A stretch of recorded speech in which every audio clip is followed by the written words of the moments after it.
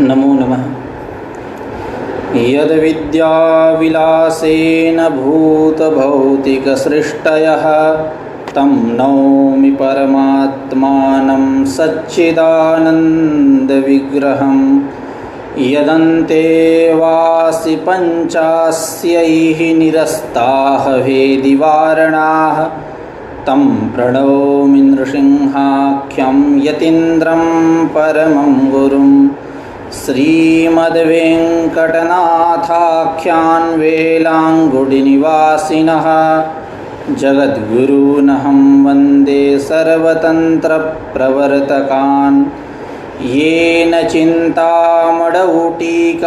दशटीका विभञ्जिनी तर्कचूडामणिर्नामकृता विद्वन्मनोरमा तेन बोधाय मन्दानां वेदान्तार्थावलम्बिनी धर्मराजाध्वरीन्द्रेण परिभाषा वितन्यते। आज पुनः एक बार हम लोग इस संस्कृतम भारतम नामक आमुख पटल समूह पर उपस्थित हुए हैं वेदांत परिभाषा की चर्चा के लिए। जैसा कि हम लोगों ने कल ब्रह्म के स्वरूप लक्षण और तटस्थ लक्षण पर विचार किया था, आज सृष्टि क्रम का विवेचन करेंगे। ब्रह्म का विषय परिच्छेद चल रहा है, ये 7वां परिच्छेद है। प्रत्यक्ष, अनुमान, उपमान, आगम, अर्थापत्ति प्रमाणों का विवेचन होने के पश्चात ग्रंथकार विषय परिच्छेद पर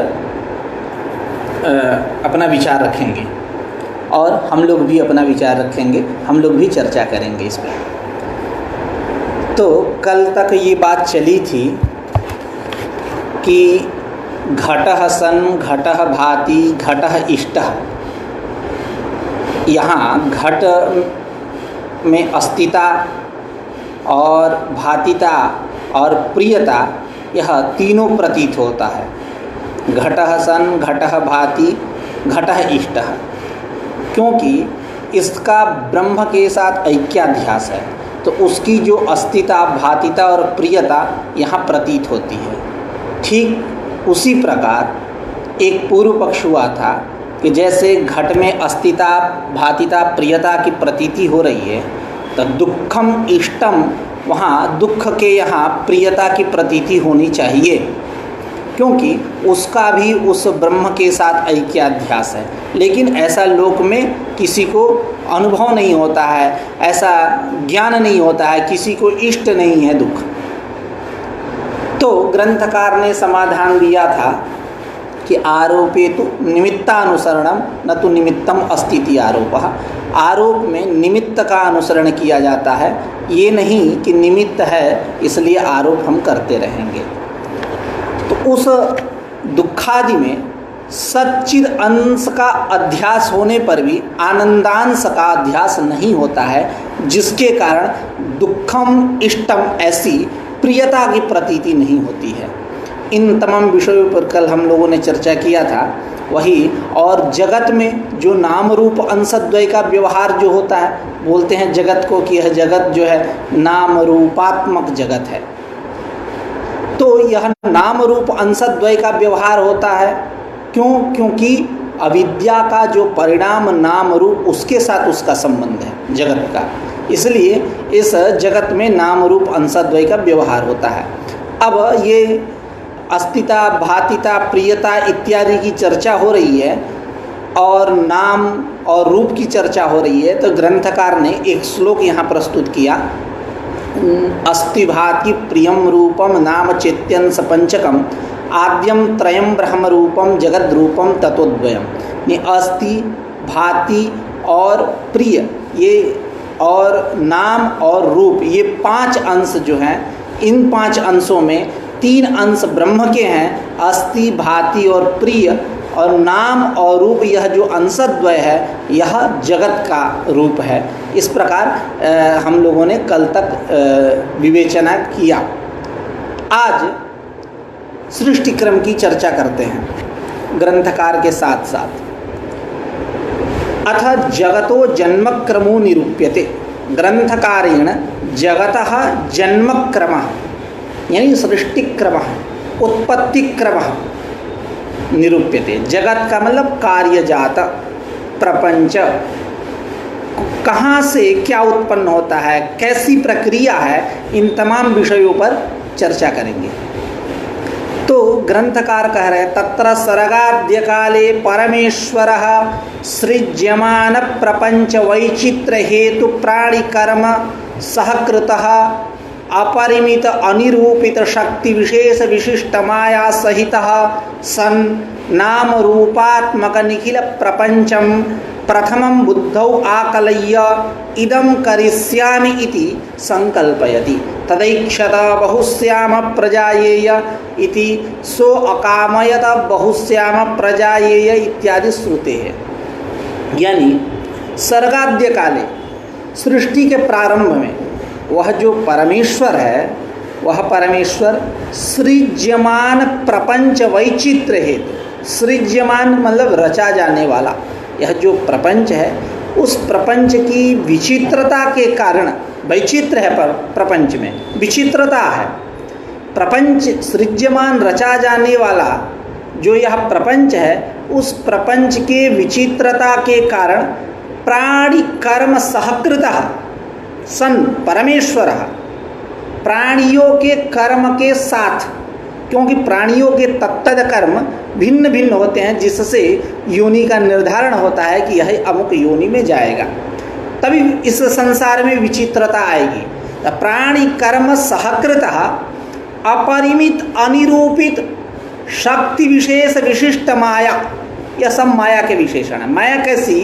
अपरिमित, अनिरूपित, अनिर्वचनीय, शक्ति विशेष विशिष्ट माया सहित सन, उस माया के साथ। कौन? परमेश्वर। यह नाम रूपात्मक निखिल प्रपंचम प्रथमम बुद्धौ आकलय्य, यह नाम रूपात्मक जो निखिल प्रपंच है, इस निखिल प्रपंच को पहले बुद्धि में रखा। 2 यहाँ तक। एक प्राणि कर्म सहकृतः परमेश्वर, दूसरा अपरिमित अनिरूपित शक्ति विशेष विशिष्ट माया सहित, इनके साथ वह परमेश्वर जो है नाम रूपात्मक निखिल प्रपंच को पहले बुद्धि में करता है।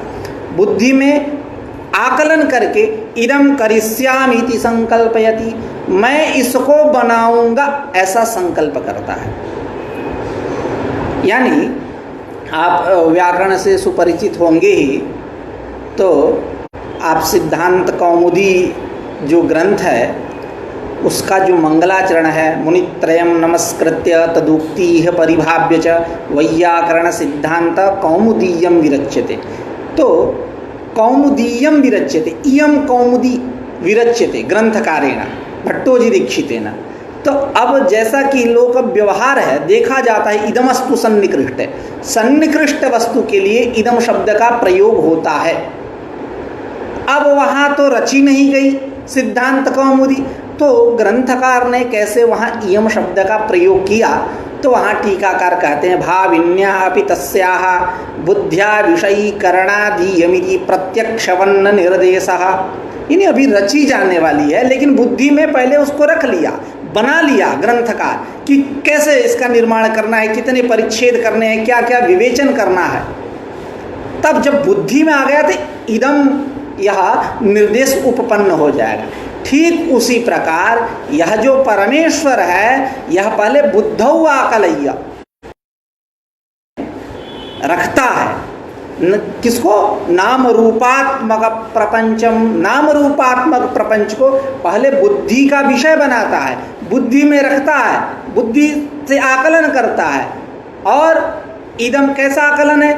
इदम करिष्यामि इति संकल्पयति, आकलन करने के बाद संकल्प करता है, इदम करिष्यामि। अब देखिए यहाँ भी इदम शब्द का प्रयोग है, वैसी उपपत्ति यहाँ कर लेनी चाहिए जैसे मुनित्रयम नमस्कृत्य में है, तदु कौमुदीयम इयम की जैसे उपपत्ति वहाँ की गई, ठीक उसी प्रकार यहाँ भी उपपत्ति कर लेनी चाहिए।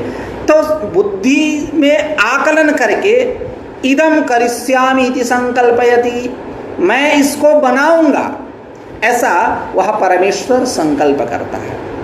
तो पुनः एक बार अर्थ करते हैं कि सृष्टि के प्रारंभ में यह जो परमेश्वर है, यह परमेश्वर सृज्यमान रचा जाने वाला जो यह प्रपंच है उसके वैचित्र्य के कारण, इस प्रपंच में विचित्रता है। आप ब्रह्मसूत्र के द्वितीय सूत्र से परिचित होंगे तो उसका जो वाक्यार्थ बोध करते हैं भगवत्पाद शंकराचार्य, तो कहते हैं अस्य जगतो नाम रूपाभ्याम व्याकृतस्य अनेक कर्तृभोक्तृ संयुक्तस्य प्रतिनियत देश काल निमित्त क्रियाफलाश्रयस्य मनसापि अचिन्त्य रचना रूपस्य यतः सर्वज्ञात सर्वशक्तेः कारणात् भवति तद्ब्रह्मेति वाक्यशेषः, ऐसा कहते हैं। तो यह प्रतिनियत देश काल निमित्त क्रियाफलाश्रय से, यही तो है वैचित्र्य, यही वैचित्र्य है। अब प्रतिनियत देश काल क्रियाफलाश्रय से, अब उसकी व्याख्या यदि आपको बृहद चाहिए तो आप अध्यास भाष्य भामती देखिए। प्रतिनियत देश काल क्रियाफला, कुछ प्रतिनियत देश है, कुछ ऐसे पशु इत्यादि हैं जो किसी विशेष स्थान में पाए जाते हैं, जैसे कृष्ण मृग इत्यादि। प्रतिनियत देश काल, कुछ प्रतिनियत काल में उत्पन्न होते हैं, जैसे बलाका गर्भादि, बगुला इत्यादि जो गर्भधारण करते हैं, प्रतिनियत, ऐसा करके वहाँ विवेचन किया गया, आप देख सकते हैं। प्रतिनियत देश काल निमित्त क्रियाफलाश्रय, निमित्त जैसे नवाम्बुदध्वानादि निमित्त बलाका गर्भादय, ऐसा है वहाँ कि जब बादल टकराते हैं तो उनके आवाज़ को सुन करके बलाका इत्यादि जो है, बगुला इत्यादि पक्षी विशेष यह गर्भधारण करते हैं। प्रतिनियत देश काल क्रियाफलाश्रय से इत्यादि का विवेचन वहाँ किया गया। तो यही क्या है? वैचित्र्य है, इस प्रपंच की यही विचित्रता है। तो सृज्यमान रचा जाने वाला यह जो प्रपंच, उस प्रपंच की विचित्रता के कारण प्राणि कर्म सहकृत परमेश्वर, प्राणियों के कर्म से सहकृत वह जो परमेश्वर, एक सहकृत प्राणि कर्म सहकृत, दूसरा जो अपरिमित अनिरूपित अनिर्वचनीय शक्ति विशेष माया है, उससे सहित होकर के यह परमेश्वर नाम रूपात्मक यह जो प्रपंच है, संसार है, इसको पहले बुद्धि में करता है, बुद्धि का विषय बनाता है और उसके बाद संकल्प करता है। क्या? इदम करिष्यामि संकल्पयिष्यामि, इदम संकल्पयति, इदम करिष्यामि एवं रूपम संकल्पः सह करोति परमेश्वरः, इस प्रकार का वह संकल्प करता है। आगे श्रुति उसकी ईक्षण में दे रहे हैं, तदैक्षत बहुश्याम प्रजायेय, उस परमेश्वर ने ईक्षण किया क्या? कि मैं बहुत सारे प्रजाओं के रूप में हो जाऊं, यही उसका ईक्षण है। और उसने कामना किया, संकल्प किया क्या? कि सो अकामयता, कामना किया, सो अकामयता बहुश्याम प्रजायेय, उसने कामना किया कि मैं बहुत सारे प्रजाओं के रूप में हो जाऊं, इत्यादि श्रुति ही इसमें प्रमाण है कि यह जो परमेश्वर है, यह परमेश्वर सृष्टि के प्रारंभ में जब इसको सृष्टि बनाने की इच्छा हो रही है, उस काल में सृज्यमान रचा जाने वाला जो प्रपंच, उसके विचित्रता के कारण प्राणियों के कर्म के साथ युक्त होकर के अपरिमित अनिरूपित अनिर्वचनीय शक्ति विशेष जो माया है उससे युक्त होकर के सहित सन नाम रूपात्मक यह जो प्रपंच है इसकी रचना करता है। बुद्धि में पहले रखता है, उसके बाद रचना करता है। इदम करिष्यामि इति संकल्पयति परमेश्वर, इस प्रकार वह संकल्प करता है। अब उस परमेश्वर ने संकल्प किया, ईक्षण किया, कामना किया सारा, अब इससे होगा क्या? तो सृष्टि होगी। यही सामग्री है सृष्टि होने से पहले। आप इस युग में हैं, आज शोध अपने मतलब यूँ कहे एक किशोरावस्था में चल रहा है शोध कार्य इस समय। चरमोत्कर्ष नहीं कहेंगे, लेकिन इस समय शोध कार्य किशोरावस्था में चल रहा है। तो उसके कुछ सोपान है कि शोध जो है ऐसे नहीं बनाए जाते हैं, शोध ऐसे नहीं होते हैं, उसकी कुछ संकल्पनाएं होती हैं सोपान के रूप में, जिज्ञासा होती है। ठीक उसी प्रकार वही पैटर्न यहाँ रखिए, या इसको प्रमाण के रूप में वहाँ रख सकते हैं। जब उसकी आप रिसर्च मेथोलॉजी की व्याख्या करेंगे तो यह इक्षण, कामना इत्यादि को वहाँ प्रमाण के रूप में रख सकते हैं कि पहले संकल्पना की जाती है, इक्षण किया जाता है, उसके बाद आप क्या करेंगे, कितने अध्याय में बांटेंगे, किस प्रकार से इसका विवेचन करेंगे इत्यादि। जैसा कि हाइपोथेसिस होता है, हाइपोथेसिस प्राकल्पना, प्राकल्पना वही यही प्राकल्पना है। ईश्वर ने पहले कल्पना किया, उसके बाद क्या किया, निर्माण किया कि इससे ये उत्पन्न होगा, इससे ये उत्पन्न होगा, इससे ये उत्पन्न होगा, ये एक क्रम है। तो आप जब रिसर्च मेथोलॉजी की व्याख्या करिएगा तो इसको वहाँ प्रमाण के रूप में प्रस्तुत कर सकते हैं कि हमारी भारतीय संस्कृति, हमारी ज्ञान परंपरा जो है इसका अनुमोदन करती है इस प्रकार से। ततः अब क्या हुआ इसके बाद, ततः मतलब ईक्षण संकल्पानंतरम, ईक्षण संकल्प के अनंतर क्या हुआ, आकाशादीनि पंचमहाभूतानि अपंचीकृतानि तन्मात्र पद प्रतिपाद्यानि चोत्पद्यन्ते। आकाश आदि, जैसा कि आप लोग श्रुति से परिचित होंगे, तस्माद् वा एतस्माद् आत्मनः आकाशः सम्भूतः, आकाशाद् वायुः, वायोः अग्निः, अग्नेः आपः, अद्भ्यः पृथ्वी चोत्पद्यते। ये क्रम है। तो यह ईक्षण संकल्प के बाद क्या हुआ कि आकाशादीनि पंचभूतानि अपंचीकृतानि पंचभूतानि, अपंचीकृत, पंचीकरण नहीं, स्थूल रूप में नहीं, अभी सूक्ष्म रूप में, क्योंकि क्रम है, कारण शरीर, सूक्ष्म शरीर, उसके बाद स्थूल शरीर। तो अपंचीकृतानि आकाशादीनि पंचमहाभूतानि तन्मात्र पद प्रतिपाद्यानि उत्पद्यन्ते। तन्मात्र पद प्रतिपाद्य यानी जैसा कि हम लोग सामान्य रूप से जानते ही हैं कि तन्मात्र मतलब शब्द स्पर्श रूप रसगंध, शब्द स्पर्श रूप रसगंध, ये तो तन्मात्र हैं ही, शब्दादि तन्मात्र इत्यादि बोलते हैं। लेकिन अपंचीकृत पंचमहाभूतों के लिए भी तन्मात्र शब्द का प्रयोग पुराण आदि में मिलता है। इसी अभिप्राय से ग्रंथकार ने ये पंक्ति यहाँ लिखा, तन्मात्र पद प्रतिपाद्यानि आकाशादीनि अपंचीकृतानि पंचमहाभूतानि आकाशादीनि चोत्पद्यन्ते। कब? ईक्षण संकल्पानंतर, उस परमेश्वर के ईक्षण संकल्प के बाद। उसके बाद अब उनके गुणों की चर्चा कर रहे हैं। तत्र आकाशे शब्दः गुणः, आकाश में गुण क्या है? शब्द। वायोस्तु शब्द स्पर्शौ, वायु में शब्द और स्पर्श है। तेजसस्तु शब्द स्पर्श रूप, शब्द स्पर्श रूपाणी, शब्द स्पर्श रूप, पूर्व के आते जाएंगे क्योंकि उससे वो जन्य है।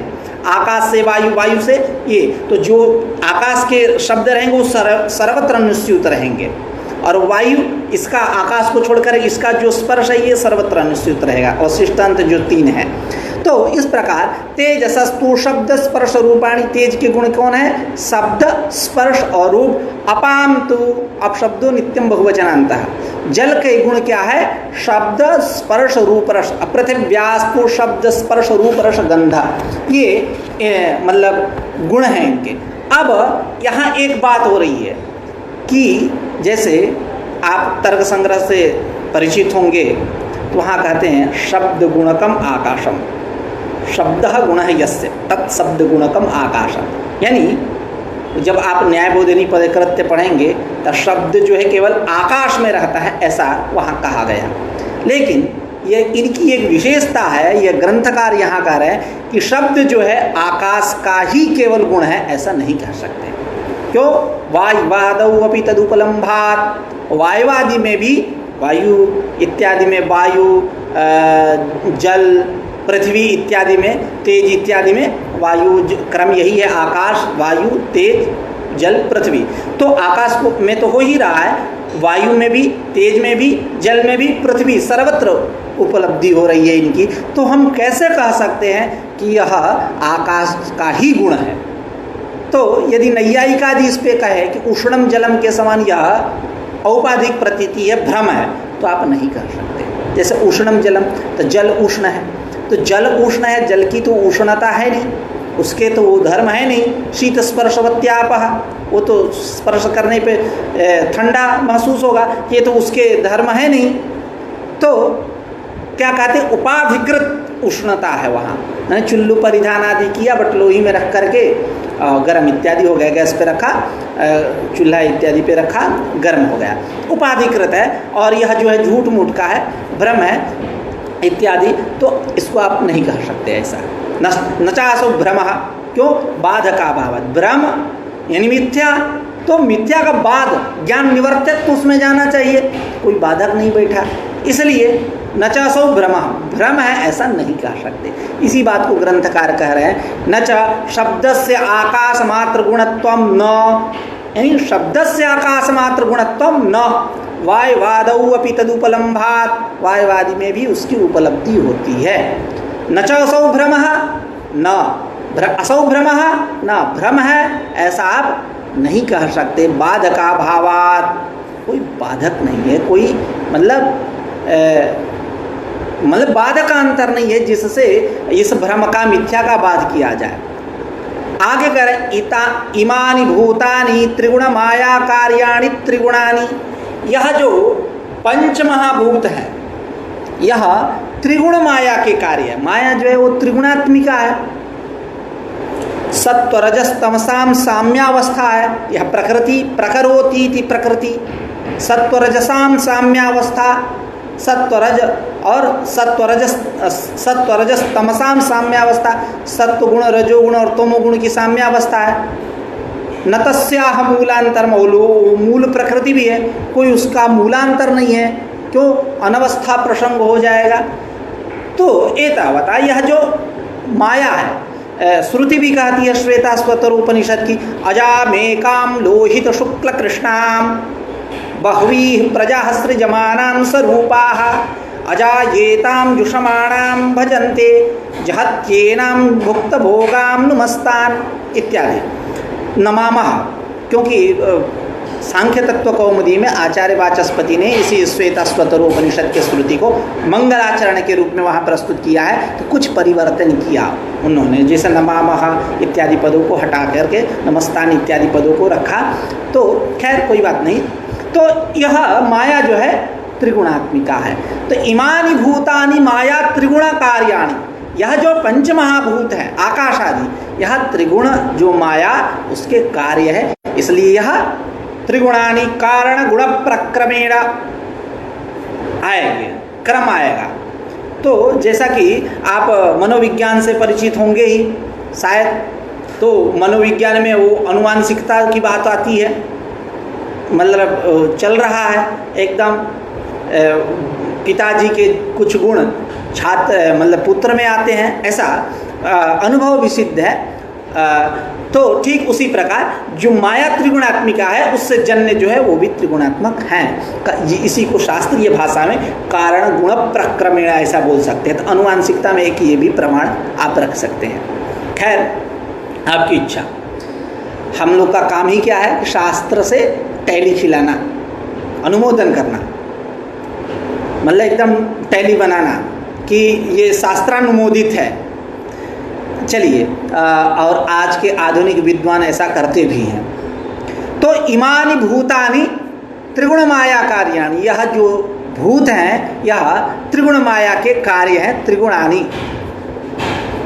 अब कह रहे हैं गुणा सत्व रजस तमांसी, ये तीन गुण कौन है? तो सत्व रज और तम। एतैश्च सत्व गुणोपेतैः पंचभूतैः व्यस्तैः पृथक पृथक क्रमेण श्रोत्र त्वक् चक्षु रसन घ्राणाख्यानि पंच ज्ञानेन्द्रियाणि जायन्ते। कह रहे एतैः सत्व गुणोपेति। अब ये क्यों कह रहे हैं बात कि यह पंच महाभूत त्रिगुण माया के कार्य है, त्रिगुणात्मक है? क्यों कहना चाहते हैं क्योंकि इनको इस तीनों गुण पे आगे बात कहनी है कि सात्विकांश से इसकी उत्पत्ति हो रही है, राजसांश से इसकी उत्पत्ति हो रही है, तामसांश से इसकी उत्पत्ति हो रही है, तो कहीं आप संदेह में ना पड़ जाए कि इसमें है कि नहीं है। इसीलिए ग्रंथकार ने भूमिका यहाँ बना दिया कि यह जो पंचमहाभूत हैं, यह पंचमहाभूत त्रिगुण माया के कार्य है और त्रिगुणात्मक भी है। तो गुणा कौन? गुण सत्व रजस तमांस एतैश्च सत्वगुणोपेतैः, सत्वगुणोपेतैः एतैः सत्वगुणोपेतैः। सत्व गुण से युक्त कौन? पंचमहाभूतैः, इस पंचमहाभूतों से व्यस्तैः, व्यस्तैः यानी व्यक्तिशः एक एक करके, आकाश वायु तेज जल पृथ्वी एक एक करके व्यस्तैः पृथक पृथक क्रमेण उत्पद्यन्ते। तो एतैः सत्वगुणोपेतैः पंचभूतैः व्यस्तैः, एतैश्च सत्वगुणोपेतैः पंचभूतैः व्यस्तैः पृथक पृथक क्रमेण। अच्छा आगे लिख रहा है पृथक व्यस्तैः पृथक पृथक क्रमेण श्रोत्र त्वक् चक्षु रसन घ्राणाख्यानि पंच ज्ञानेन्द्रियाणि जायन्ते। यह पंच ज्ञानेन्द्रियों की उत्पत्ति होती है आकाश आदि के सात्विक अंश से। तो आकाश से किसकी उत्पत्ति हुई? श्रोत्र की, वायु से त्वक की, तेज से चक्षु की, जल से रसना इंद्रिय की, रसनेन्द्रिय की, और पृथ्वी से किसकी उत्पत्ति हुई? घ्राण की। तो यही क्रम है। व्यक्तिशः, कहीं कहीं आगे कहेंगे मिलित ही, तो वायुवादी के संदर्भ में है, पंचमा जो वायु है वो मिलित उत्पन्न होते हैं, तो इसलिए आपको व्यक्तिशयी ही पृथक पृथक इत्यादि पदों पे विशेष ध्यान देना होगा। तो एतैश्च सत्वगुणोपेतैः पंचभूतैः व्यस्तैः पृथक पृथक क्रमेण श्रोत्र त्वक् चक्षु रसन घ्राणाख्यानि पंच ज्ञानेन्द्रियाणि जायन्ते उत्पद्यन्ते। एतेभ्यः पुनः आकाशादिगत सात्विकांशेभ्यः मिलितेभ्यः, अब यहाँ मिलितेभ्यः मनोबुद्धि अहंकार चित्तानि जायन्ते। यह चार उत्पन्न होते हैं। कौन? मन, बुद्धि, चित्त और अहंकार। तो यह यथासंख्य नहीं कर सकते। क्यों? वो पांच है, ये चार है, तो कैसे यथासंख्य बने? ये कहाँ जाएगा? तो इसलिए मिलित ही आकाश आदि के, उसी को कह रहे हैं कि एतेभ्यः पुनः आकाशादिगत सात्विकांशेभ्यः, आकाशादिगत जो सात्विकांश है उस सात्विकांश से मिलितेभ्यः, मिल करके, मतलब सात्विका ये नहीं कि व्यक्ति सा पृथक पृथक क्रमेण ना, ऐसा नहीं, मिलितेभ्यः आकाशादिगत सात्विकांशेभ्यः मनो बुद्धि अहंकार चित्तानि जायन्ते।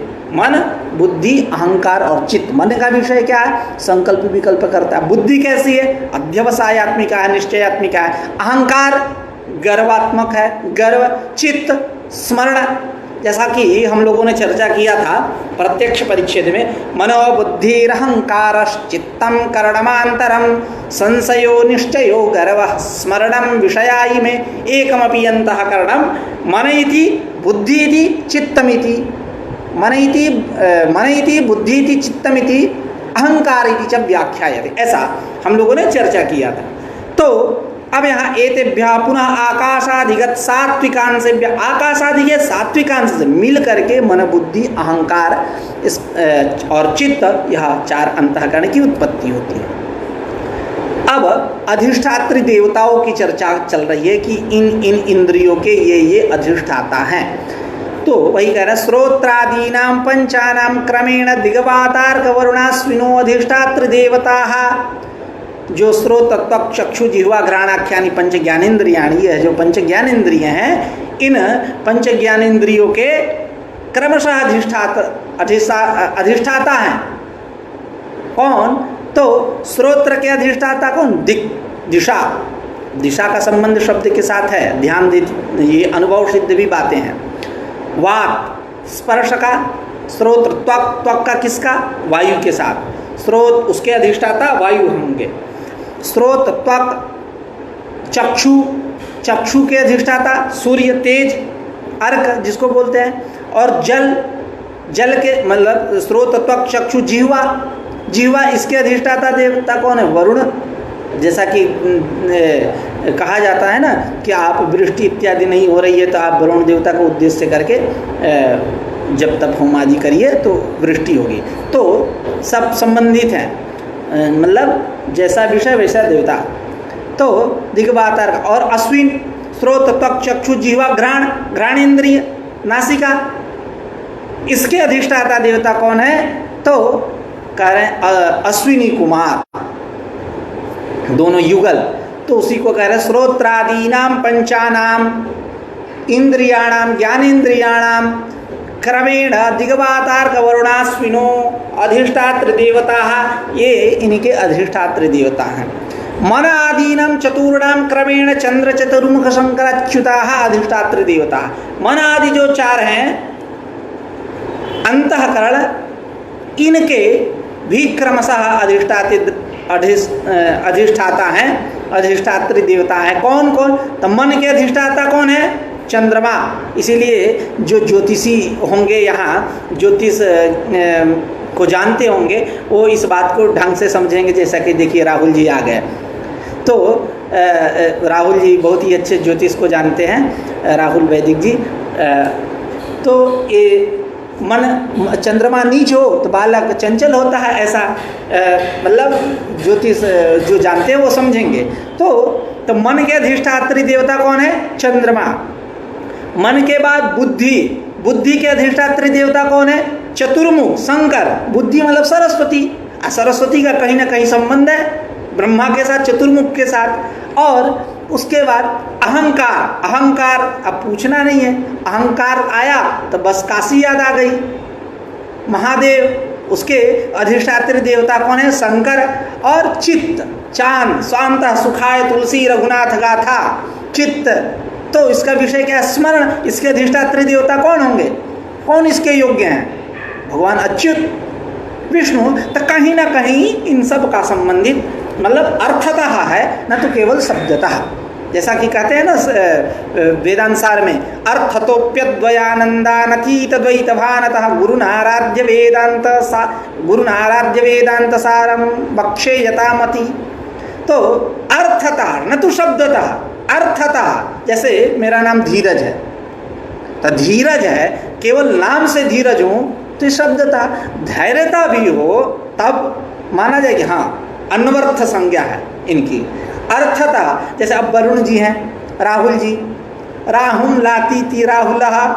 अब ये कहाँ राहु को लाते हैं? राहु को डेली लाने लगेंगे तो बस इन पे डेली चढ़ाई करता रहेगा राहु और ग्रहण होता रहेगा। तो ये शब्दता केवल राहुल है, राहुम लाती थी।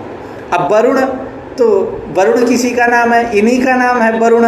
तो अब वरुण इनका नाम है तब ये बारिश करते रहे, लेकिन ऐसा नहीं होता है। तो केवल नामता, शब्दता है।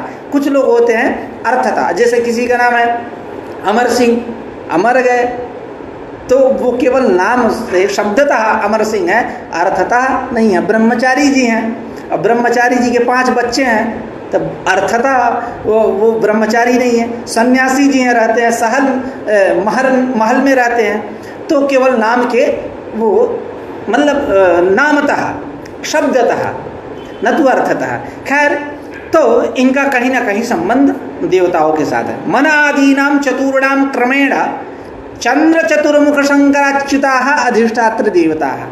आगे कह रहे हैं एतैरेव रजो गुणोपेतैः पंचभूतैः व्यस्तैः यथाक्रमं वाक् पाणिपाद पायुपस्थाख्यानि कर्मेन्द्रियाणि जायन्ते। इनकी उत्पत्ति होती है किससे? राजसांस से।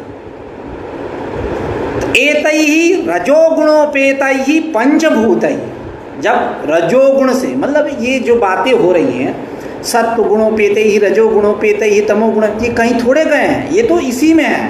कहने का तात्पर्य क्या है? आप सांख्य से परिचित होंगे तो वहाँ सत्व समुद्रेक, समुद्रेक शब्द आता है। समुद्रेक मतलब उद्रेक हो गया, उद्रेक, उद्रेक, उद्रेक मतलब उसकी प्रबलता हो गई।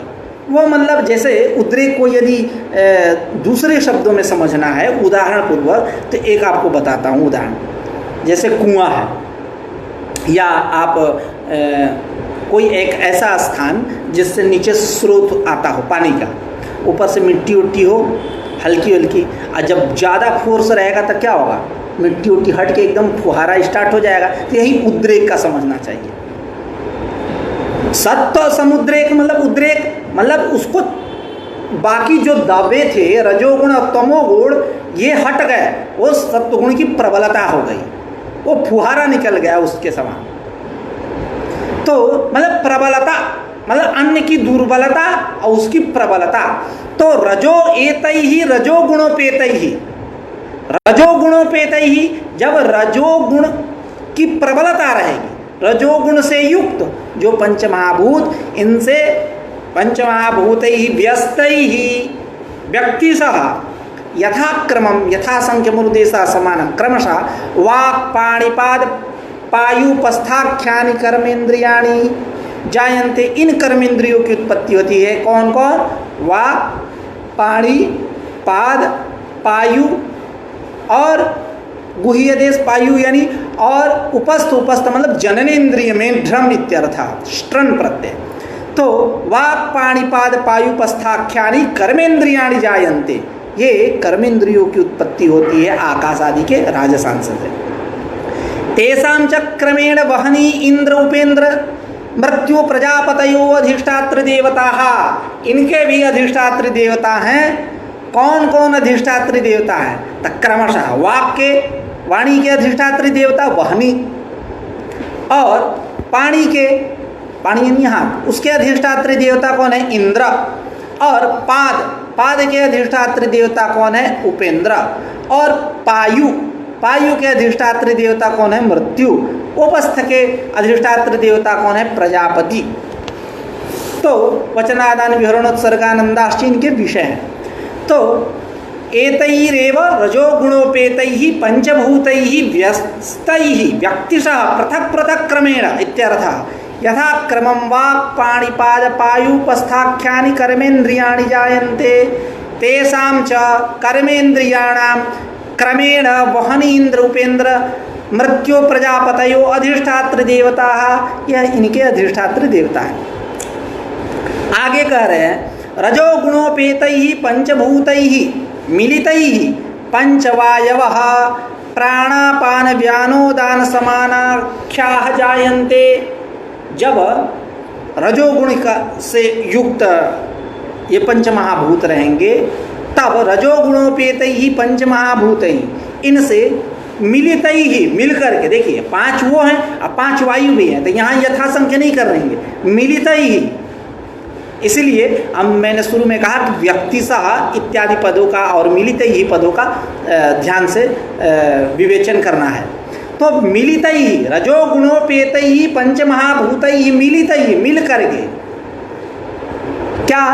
तो पंचवायवः पंचवायुओं की, पंच जो वायु हैं प्राण अपान व्यान उदान समानाख्य, इनकी उत्पत्ति होती है। केचित्तु, आप वेदांत सार में देखिए, केचित्तु नाग कूर्म कृकल देवदत्त धनंजयाख्याः पंचान्ये वायवः सन्ति इति वदन्ति। नाग तत्र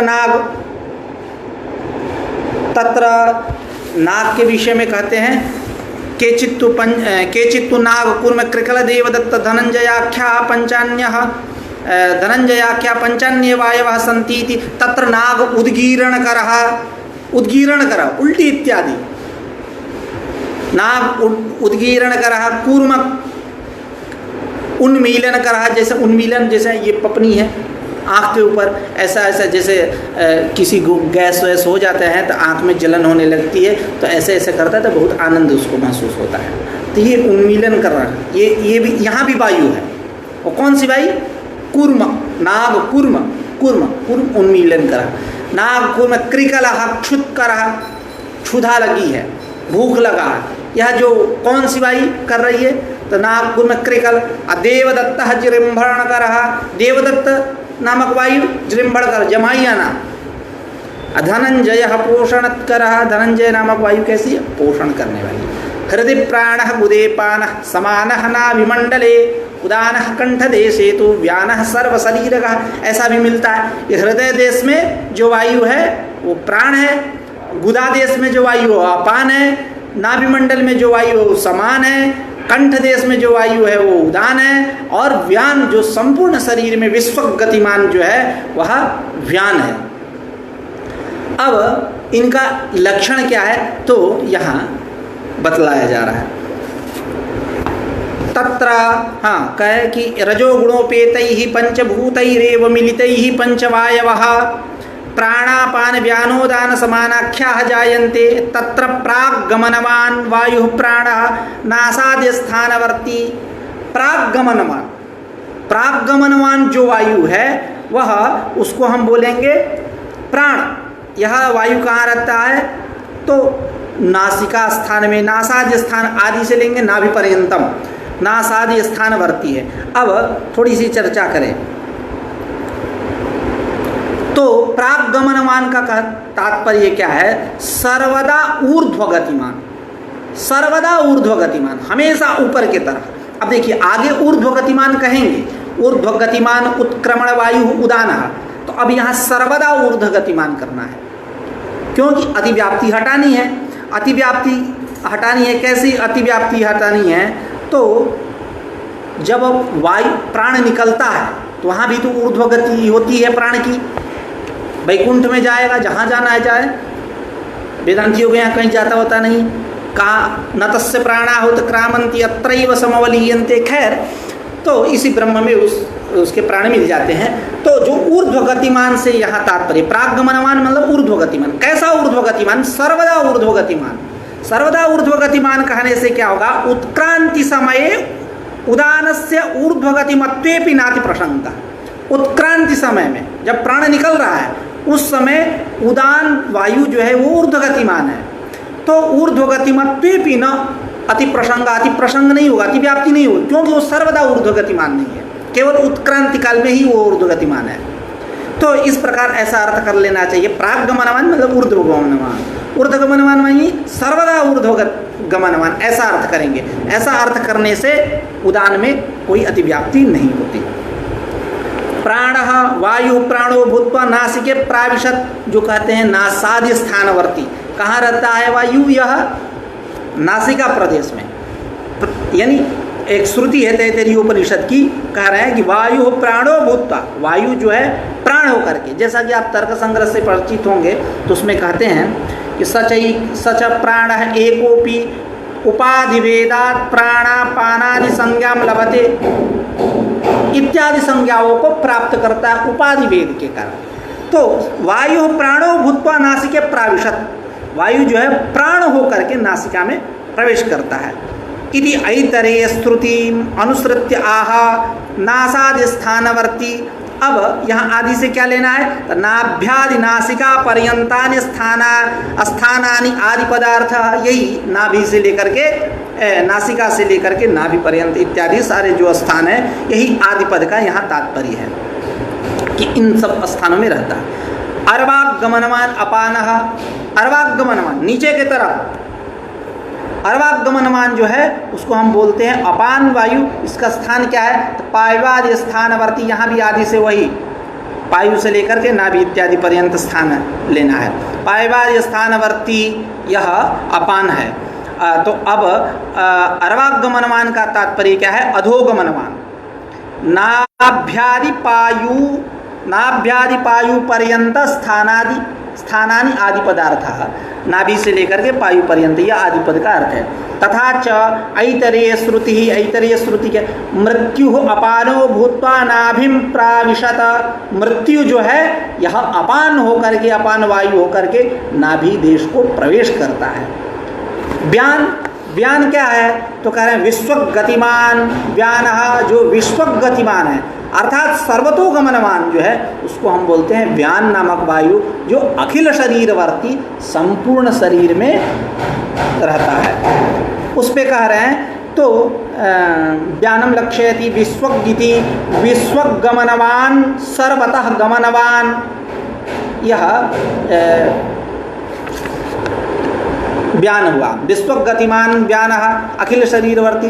अब उदान, उदान क्या है? तो ऊर्ध्वगमनवान उत्क्रमण वायु, ऊर्ध्वगमन वायु ऊपर के तरफ, और उत्क्रमण वायु, उसको बोलते हैं उदान। यह कंठस्थानवर्ती, कंठ स्थान में रहता है, तो उसी के विषय में कह रहे हैं उदानम उदान लक्षणमाह ऊर्ध्वमिति प्राणे अति प्रसंगम आसंग। अब ऊर्ध्वगमनवान प्रागमनवान, बात तो थोड़ी सी साम्य वाली लग रही है, तो वही अति प्रसंग को हटाने के लिए क्या कह दिए यहाँ, उत्क्रमण उत्क्रमणवान, ऐसा उत्क्रमण वायु ऐसा कह देंगे तो उसमें नहीं है, उसी को करें प्राणे अति प्रसंगम आसंख्य उत्क्रमणेति, उत्क्रमण पद दिया। लोकांतर यात्रा काले ऊर्ध्वगमनवान इत्यर्थ। जब लोकांतर यात्रा हो रही है, मतलब लोकांतर यात्रा मतलब स्वर्गलोक की जब यात्रा कर रहे हैं, यन्न दुखेन संभिन्नम न च ग्रस्तमनंतरम विलासोपनीतम च तत्स्वः पदास्पदम, जब उस लोक की यात्रा कर रहे हैं तो वहाँ लोकांतर यात्रा काले ऊर्ध्वगमनवान, उस समय ऊर्ध्वगमनवान।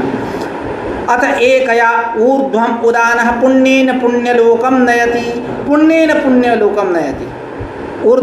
उदान मतलब ऊर्ध्वगमनवान, उत्क्रमण वायु, यानी ऊर्ध्वगमनवान मतलब वही लोकांतर यात्रा काले ऊर्ध्वगमनवान। तो कैसे लोकांतर यात्रा करेंगे, पुण्येन पुण्यलोकम नयति। उदानः, उदान जो है पुण्य से पुण्य लोक को ले जाता है। पुण्य लोक की प्राप्ति कब होगी, जब आप तदनुरूप कर्म करेंगे, इत्यादि प्रश्नोपनिषद के वाक्य यहाँ प्रमाण है। यद्वा, यद्वा इसी उदान में कह रहे हैं क्या, तो यद्वा यत्पीत अशीत पानीय अन्नादि उद्गार क्रिया उत्क्रमणम तद हेतु तदर्थम ऊर्ध्वगमनवान इत्यर्थः। ये बात आपको समान जैसी लगेगी, समान वायु के समान, लेकिन समान वायु के समान ये बात लगेगी, ऐसी बात नहीं है। इनका तात्पर्य उदान में ही है, यद्वा करके कह रहे हैं। यद्वा जो अशीत पीत आदि है, खाया पिया हुआ जो अन्न है, उद्गार जब क्रिया होगा, उद्गार क्रिया, अब खाया पिया हुआ है, आप उल्टी हो गई, वमन करने लगे, उद्गार क्रिया, उस क्रिया को ही हम बोलते हैं उत्क्रमण। तद हेतु तदर्थः, उसी को हम बोलते हैं, उस क्रिया का जो हेतु है उसी को तदर्थः, वही उत्क्रमण है। ऊर्ध्वगमनवान, यही ऊर्ध्वगमनवान, उत्क्रमण वायु उत्क्रमित होता है, मतलब उल्टी इत्यादि करेंगे तो एकदम प्रेशर आता है, तो ऊर्ध्वगमनवान इत्यर्थः। अब समान के विषय में कह रहे हैं, तो समान क्या है, कहाँ गया, अशीत पीत अन्नादि समीकरण कर समानः नाभिस्थानवर्ती। अशीत पीत खाया पिया हुआ जो अन्नादि हैं, उनको पचाने वाला जो वायु है उसको हम समान बोलते हैं। यह वायु कहाँ रहता है, नाभिस्थानवर्ती, नाभि प्रदेश में रहता है। समानम लक्ष्यति अशीतेति अस्य सकल शरीर वर्तित्वेपि मुख्य स्थानम नाभि। यह संपूर्ण शरीर में रहता है, लेकिन तब पर भी इसका मुख्य स्थान क्या है, नाभि ही है। इसीलिए ग्रंथकार ने कहा नाभि स्थानवर्ती, यहाँ आदि इत्यादि पद नहीं दिए। क्यों कि सकल, इसकी व्याख्या होगी स्पष्ट, सकल शरीर वर्तित्व भी संपूर्ण शरीर में रहता है, लेकिन मुख्य स्थान इसका नाभि ही है। इस प्रकार यह पंचवायुओं का निरूपण हुआ। अशीत पीत अन्नादि समीकरण कर समाना नाभिस्थानवर्ती। तैरेव तमो गुणोपेतैः अपंचीकृत भूतैः पंचीकृतानि जायन्ते। अब पंचीकरण, तैरेव तमो गुणोपेतैः अपंचीकृतैः, अपंचीकृत भूतैः, अपंचीकृत, जब पंचीकरण नहीं हुआ है उस अवस्था में अपंचीकृत है। तैरेव तमो गुणोपेतैः अपंचीकृत भूतैः पंचमहाभूतैः, जब ये अपंचीकृत है, इनका पंचीकरण जब नहीं हुआ तब, जब और तमोगुण से युक्त होना चाहिए, तमो गुणोपेतैः एतैरेव तमो गुणोपेतैः अपंचीकृत भूतैः, अपंचीकृत जो पंचमहाभूत हैं इनसे पंचीकृतानि जायन्ते, पंचीकृतानि भूतानि जायन्ते। पंचीकृत पांच भूतों की उत्पत्ति होती है न स्थूल शरीर। अब एक श्रुति प्रमाण दे रहे हैं छांदोग्योपनिषद का, तासाम त्रिवृत्तम त्रिवित्तम एकैकाम करवाणी। तासाम, तासाम मतलब जल तेज अन्नाना, जल तेज अन्न, अन्न मतलब पृथ्वी, तो तासाम जल तेज अन्नानाम त्रिवृत्तम त्रिवित्तम एकैकाम, एक एक का, त्रिवृत्तम त्रिवृत्तम करवाणी, मैं तीन भागों में करूँगा। अर्थात त्रिवृत्त मतलब मिलित भूत त्रयात्मक, मतलब वही मिलित भूत त्रयात्मक। तो तासाम जल तेज अन्नानाम एकैकाम, एक एक उसमें जल तेज अन्न एकैकाम त्रिवृत्तम कर्माणि, उनको तीन भागों में त्रयात्मक करूँगा। इति श्रुते पंचीकरण उपलक्षणार्थत्वात्। अब ये बात ऊपर कहे तैरेव तमो गुणोपेतैः अपंचीकृत भूतैः पंचीकृतानि जायन्ते लेकर श्रुति रख दिए, श्रुति प्रमाण त्रिवृत्तकरण की। तो बात कैसे लगेगी? तो कह रहे हैं कि त्रिवृत्तकरण जो है यह पंचीकरण का उपलक्षण है। स्वबोधकत्वे सति स्वेतर बोधकत्व। इस प्रकार यह इसके अप्रामाण्य की शंका नहीं करनी चाहिए। वहाँ वेदांतर में अप्रामाण्यम नाशंकनीयम, अस्य अप्रामाण्यम नाशंकनीयम, वह अप्रामाणिक है पंचीकरण, ऐसा नहीं कह सकते। त्रिवृत्तकरणस्य पंचीकरणस्यापि उपलक्षणत्वात्, और जो त्रिवृत्तकरण है पंचीकरण का उपलक्षण, उसी को यहाँ कह रहे हैं पंचीकरणोपलक्षणार्थत्वात्। पंचीकरण उपलक्षण है। स्वबोधकत्वे सति स्वेतर बोधकता, अपना भी ये बात इसलिए कह रहे हैं कि पंचीकरण परक कोई श्रुति नहीं है, जो भी श्रुति है वो त्रिवृत्तकरण परक है। तो यहाँ आप पंचीकरण की कैसे बात कर रहे हो? तो कह रहे हैं वो उसका उपलक्षण है। अब यहाँ इसी बात को कह रहे हैं कि ननु त्रिवृत्तकरणस्य श्रुतिमूलकत्वात्। त्रिवृत्तकरण कैसा है? श्रुतिमूलक है। श्रुतिमूलकत्वात् त्रिवृत्तकृत भूतानि वक्तव्ये, त्रिवृत्तकृत भूतानि वक्तव्ये पंचीकृत भूतानि श्रुति विरुद्धम। यह जो पंचीकृतानि जायन्ते इत्यादि कह रहे हैं यह श्रुति विरुद्ध है। आपको क्या कहना चाहिए? त्रिवृत्तकृत भूतानि ऐसा कहना चाहिए। तो त्रिवृत्तकरणस्य श्रुतिमूलकत्वात् त्रिवृत्तकृत भूतानि इति वक्तव्ये पंचीकृत भूतानि इति श्रुति विरुद्धम इत्यतः आह तासाम इति। वही जल तेज अन्नानाम, उसकी व्याख्या कर रहे हैं, थोड़ी सी व्याख्या भी कर लेते हैं। तासाम जल तेज अन्नानाम, उसी को करें। तासाम तेजो वर्ण रूपाणाम, तेज अप यानी जल और अन्न, रूपाणाम देवानाम, आगे देवहंता हम इमाम तिस्रो देवता अनेन जीवेन आत्मना अनुप्रविश्य नाम रूपे व्याकरमाणि, आगे कहेंगे। तो तासाम जल अब अन्न रूपाणाम मध्य एकम तेजो भूतम द्विधा विभज्य, एक तेज को दो भागों में कर देंगे। वही पंचीकरण का ही पैटर्न है। मतलब पंचीकरण का पैटर्न ऐसा नहीं, वहाँ से प्रामाण्य नहीं लाएंगे, ऐसा कहेंगे कि इसका पैटर्न वो है, तब शास्त्रीय रीति से बात बनेगी। तो कह रहे हैं कि मध्य एकम तेजो भूतम द्विधा विभज्य, दो भागों में बांट दिए, है ना।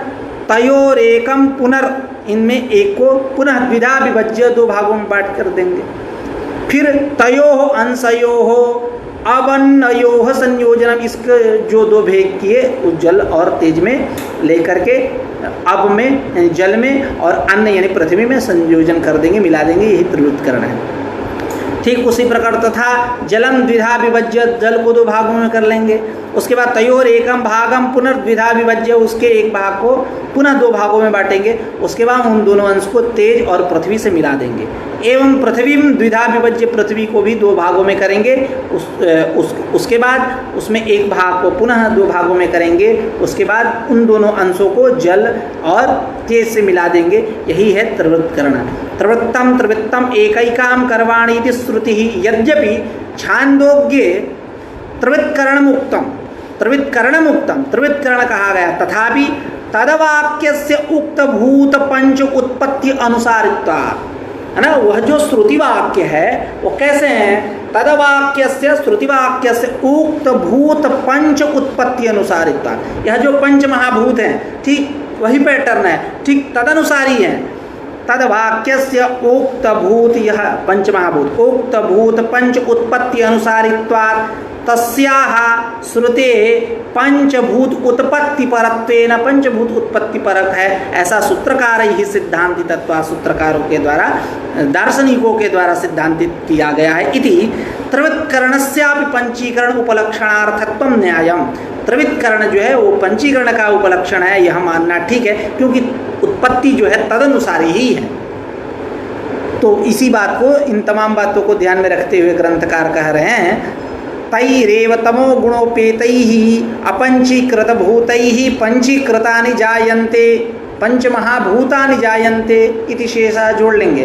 तासाम त्रिवृत्तम एकैकाम कर्माणि इति श्रुतेः पंचीकरण उपलक्षणार्थत्वात्, यह त्रिवृत्तकरण जो है पंचीकरण का उपलक्षण है। अब पंचीकरण की चर्चा हम लोग बाद में करेंगे, कल करेंगे, क्योंकि ये चर्चा तो बहुत कुछ करना था, खैर समय ज़्यादा हो जाएगा, अब कल ही चर्चा करें।